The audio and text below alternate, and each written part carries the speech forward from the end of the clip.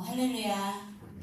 네, 사랑하는 성도님들, 우리는 지난 두 번의 말씀을 통해 바울이 에베소 교회를 위해, 성도들을 위해 하나님께 감사하며 드렸던 두 가지의 기도에 대해 함께 나누었습니다.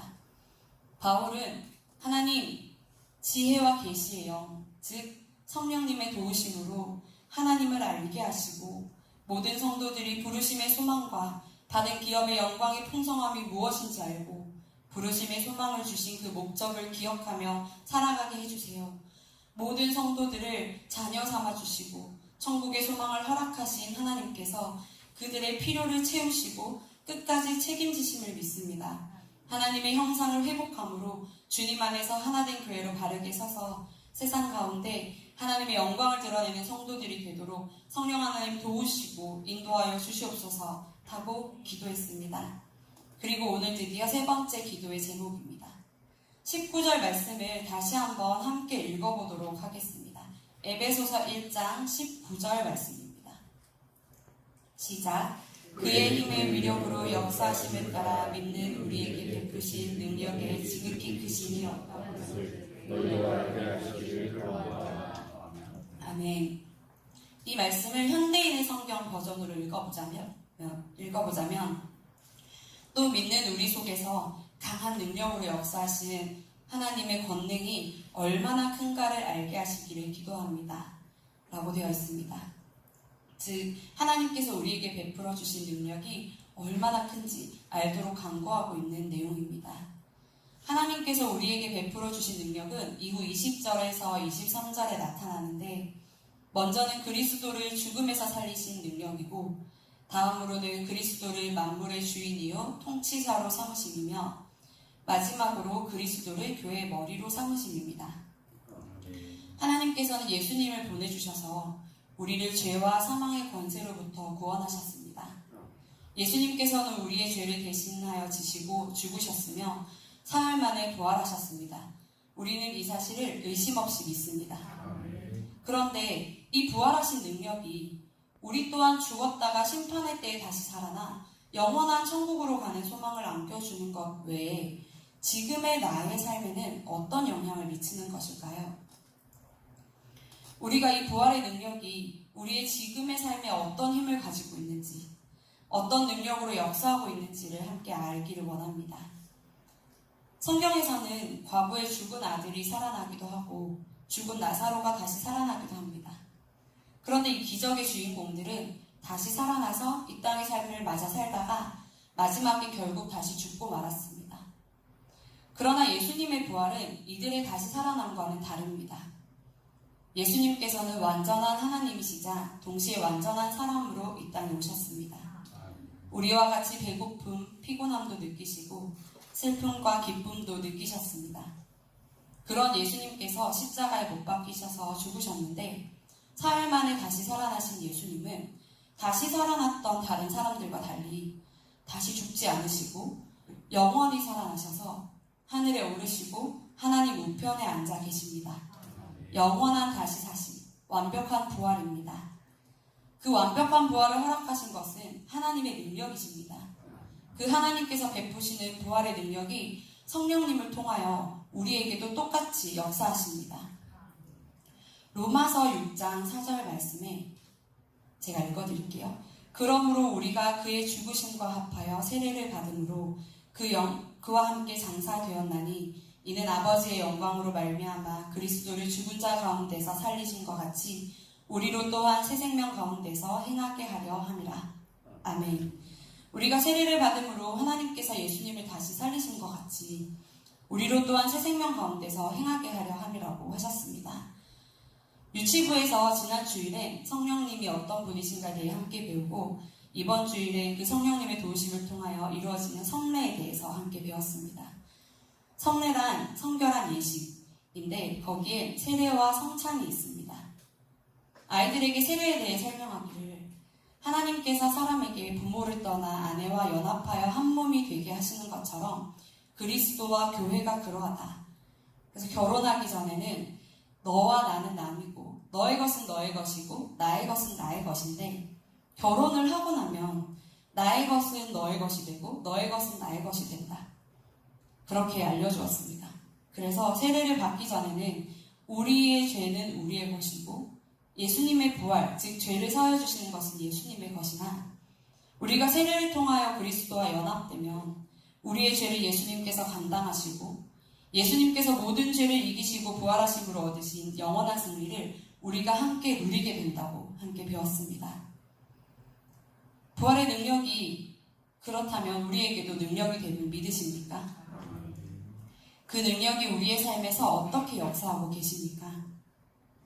로마서 6장 6절에서 7절 말씀에 보면 우리가 알거니와 우리의 옛사람이 예수와 함께 십자가에 못 박힌 것은 죄의 몸이 죽어 다시는 우리가 죄에게 종노릇하지 아니하려 함이니 이는 죽은 자가 죄에서 벗어나 의롭다 하심을 얻었습니다. 고 말씀하십니다. 우리는 죄의 종노릇하던 옛사람에서 벗어나는 능력을 덧입었습니다. 하나님께서는 예수님을 다시 살리시고 하늘에 오르사 하나님 우편에 앉게 하셨습니다. 그리고 오늘 본문의 말씀에서처럼 모든 통치와 권세와 능력과 주권과 이 세상, 즉 이 세대뿐 아니라 오는 세대에 일컫는 모든 이름 위에 뛰어나게 하셨습니다. 악한 모든 영들, 세상에서 우리를 공격하는 모든 마귀의 세력들을 다스리시는 거룩함과 권능을 하나님께서 예수님께 베푸셨습니다. 그리고 우리는 그리스도와 연합한 자로서 죄에서 벗어나 의롭다 하심을 얻었으며 하나님 우편에 앉으신 하나님께서 만물의 주인이 되게 하시고 영화롭게 하신 예수님이 우리의 삶을 다스리시고 이끌어 가시며 승리하게 하심을 믿습니다. 그러나 우리는 성령님의 임재하심으로 예수님과 연합하였고 예수님의 부활의 능력이 우리의 능력이 되었음에도 불구하고 자꾸만 반복해서 죄를 짓고 실패하고 낙심하고 좌절하고 넘어지게 됩니다. 왜냐하면 성령이 임재하셔서 우리 안에 내주하심과 성령이 충만하신 것은 다르기 때문입니다. 우리가 하나님의 뜻대로 순종하며 살아내야 하는데 매 순간 여전히 우리의 고집대로, 우리의 방법대로, 우리의 뜻대로 살아가려고 하기 때문에 부활의 능력이 지금 우리의 삶의 능력으로 나타나지 못하고 있는 것입니다. 하나님께서 하나님의 능력으로 역사하신 성경의 인물들을 보게 되면 그들이 하나님, 저는 못해요. 저는 절대로 못해요. 할 때에 비로소 하나님께서 사용하시는 것을 보게 됩니다. 예를 들어 모세와 같은 경우 젊음, 왕의 사랑으로 자라남을 누렸던, 배웠던 모든 지식들, 그런 자신의 모든 것이 사라질 때까지 하나님은 40년을 기다리셨으며 모세가 스스로는 할 수 없다고 고백할 때야 모세를 통해 하나님께서 일하시기 시작하셨습니다. 그래서 그 대단하고 엄청난 출애굽을 이끌어냈음에도 불구하고 모세는 하나님께서 하셨노라고 겸손히 고백할 수 있었습니다. 우리가 성령님의 도우심을 받아 이전의 바울의 기도처럼 하나님에 대해 더욱 알려고 노력하고 말씀을 읽으며 그 가운데 살아 역사하시는 하나님을 갈망하고 우리의 고집과 우리의 방법을 포기하며 부활의 능력을 베푸신 하나님께서 우리의 삶 또한 완전히 이끌어 가시기를 간구하면 하나님께서는 우리가 비록 넘어지고 쓰러지고 다시 죄를 지어도 다시 새롭게 하시고 다시 일어나게 하실 것입니다. 그렇게 다시 새롭게 되며 넘어져도 다시 일어날 수 있는 것이 지금 우리에게 역사하시는 부활의 능력입니다. 우리의 삶은 영적 싸움입니다. 우리의 힘으로는 결코 승산이 없는 싸움입니다. 왜냐하면 마귀는 간교하며 집요하고 우리보다 더 능력이 있고 우리의 약함을 너무나도 잘 알고 있기 때문입니다. 그러나 우리는 이 싸움의 승패를 이미 알고 있습니다. 하나님의 능력으로 예수님께서는 이 싸움에서 승리하셨고 이 승리는 완전한 것이어서 과거와 현재와 미래의 모든 싸움에서 승리하신 것임을 우리는 모두 알고 있습니다. 그러니 이 영적 싸움에서 하나님의 능력이 우리의 삶에 임하시면 무조건 승리할 것임을 우리는 알고 있습니다. 혹시 지금 힘든 영적 싸움을 싸우고 계십니까? 매일의 삶이 힘들고 지쳐서 예배를 드리는 것을, 다른 지체를 섬기는 것을, 교회를 위해 헌신하는 것을 내려놓고 싶진 않으신가요?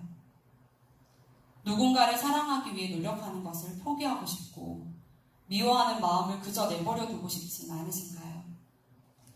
선한 양심을 따라 바른 선택을 해야 하는 순간에 나의 상황과 환경과 관계없이 누군가에게 친절을 베풀어야 할 때에, 혹은 그럼에도 불구하고 하나님께 감사하고 찬양해야 함을 알지만 그럴 힘이 없을 때에 포기해버리고 싶진 않으신가요? 아니면 스스로를 돌아보니 하나님 앞에서 너무나 죄인된 모습이고 도저히 회복될 것 같지 않은 모습이라 염치가 없어서 도저히 하나님 앞에 나아갈 수 없는 마음의 상태이신 건 아니신가요? 제가 저희 토요일에 물놀이를 갔다 왔었는데요. 여기에 관련된 사람이 있으면 제가 이 얘기를 하지 않으려고 했는데 지금 안 계셔서 얘기를 합니다. 같이 간 친구 중에 한 이제 초등학생이 5,000원짜리를 주었어요. 옷을 갈아입으러 들어갔다가. 그리고 가지고 와서 저 5,000원 주었는데 이거 어떡해요? 라고 했습니다. 어떻게 하실 것 같습니까, 여러분들은? 저희는 알고 있습니다. 주인을 찾아줘야 합니다. 그죠? 근데 5,000원 그까짓 거라는 생각이 들기가 일쑤고, 사실 그 자리에서 몇몇 사람은 5,000원 정도면 그냥 가져도 되지 않을까? 라고 했습니다. 그러나 저희가 함께 그때 한 명의 중학생들이 얘기했습니다. 그 피태권사가 돼가지고 라고 하더라고요. 전도사가 돼가지고. 저는 사실 말은 하지 않았어요. 돌려줘야 맞다고 생각을 하고 있었고. 근데 그런 이야기를 하는 거 보면서 좀 부끄러운 마음이 드는 거예요. 어린 영혼들 앞에서 우리가 순간적이지만 그런 이야기를 했다는 것에 대해서. 그래서 안내 데스크에 5,000원을 가져다 주었어요. 근데 가져다 주고도 어떤 얘기가 오갔냐면, 이거 분명히 아무도 안 찾아주고 지네들이 꿀꺽할 거야, 이런 얘기를 했어요. 그러나 우리는 알고 있습니다. 선한 양심을 따라 행동하는 것까지가 우리 역할임을 알고 있어요. 근데 우리는 이게 사소한 일이지만 어쨌든 살아가면서 수많은 순간에 선한 양심과 싸워야 할 때가 너무나 많습니다. 그럴 때 사실은 그저 포기하고 나의 이익이나 나의 욕심을 따라 행하고 싶을 때가 너무나 많죠. 또 한 가지 더 이제 말씀을 나누고자 하는 건, 제가 계속해서 기도하고 있던 관계가 있었어요. 이제 저희 교회에서의 관계는 아니고 제가 계속해서 기도하며 노력하고 있던 그 관계가 있었는데, 회복될 기미가 보이지 않고 제가 아무리 해도 그 사람의 행동과 말이 이해가 되지 않는 거예요. 근데 저는 이해가 되어야 사랑할 수 있는 사람이더라고요. 그래서 그 사람을 사랑하고 그 사람을 위해서 기도하는 것들이 너무나 힘들었어요. 근데 얼마 전에 제가 계속해서 노력하고 기도의 순간이 될 때마다 그 사람을 위해서 기도하고 하다가 한순간에 너무나 지치고 힘든 마음이 드는 거예요. 그 사람과 전화통화를 했는데, 그래서 그날 마음을 팍 떨쳐버리고 그냥 마음껏 미워하고 말았어요. 누군가에게 도대체 이해가 되지 않는다. 그 사람은 왜 그렇게 행동하는 걸까? 이렇게 이야기하면서 마음껏 미워하고 말았는데, 그러고 나서 기도의 자리에 나아가니 마음이 너무 힘들고 하나님 앞에 다시 한번 기도하기가 쉽지 않은 거예요. 여전히 내 안에 사랑이 너무나 없음을 바라보게 되고, 기도를 계속 했지만 사실은 내 마음 편하고자 그동안 기도했던 건 아닐까 여러 가지 생각이 들면서 회개하는 마음이 들지만 그조차도 염치 없어서 하나님 앞에 못 나가겠는 거예요.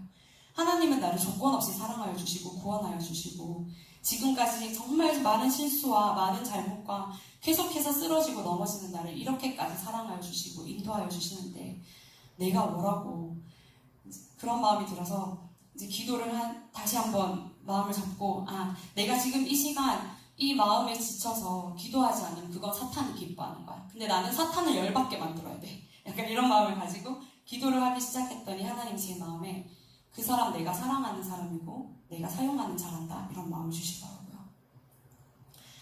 우리는 이렇게 계속해서 넘어질 수밖에 없는 존재입니다. 영적 싸움에서 질 수밖에 없고 계속해서 무너질 수밖에 없습니다. 아마 제가 유난히 연약하여서 그럴 수도 있지만 여기에 모인 모든 성도님들이 분명히 그러한 어려움들을 계속해서 겪고 있다고 생각합니다. 그러니 우리 이 시간 하나님을 의지하며 나아갑시다. 순종하는 마음으로 하나님의 기뻐하시는 뜻이 무엇인지 간구하며 나아갑시다. 우리의 싸움은 이미 승리한 싸움임을 굳게 믿고 부활의 능력을 지금 이곳에서 살아가는 지금 우리에게도 베푸심을 믿으며 그렇게 다시 일어서게 해달라고 고백하는 저와 여러분이 되시기를 간구합니다. 넘어져도 괜찮습니다. 하나님께서는 부활의 능력으로 우리를 다시 세우시고 다시 승리하게 하십니다. 그 사실을 굳게 믿고 말씀 가운데, 예배의 자리 가운데 끊임없이 나와 하나님의 뜻을 구하며 그대로 살아낼 수 있기를 간구하는 저와 여러분이 되셔서 오늘도 예수 그리스도의 부활의 승리하심을 함께 누릴 수 있기를 소원합니다. 기도하겠습니다.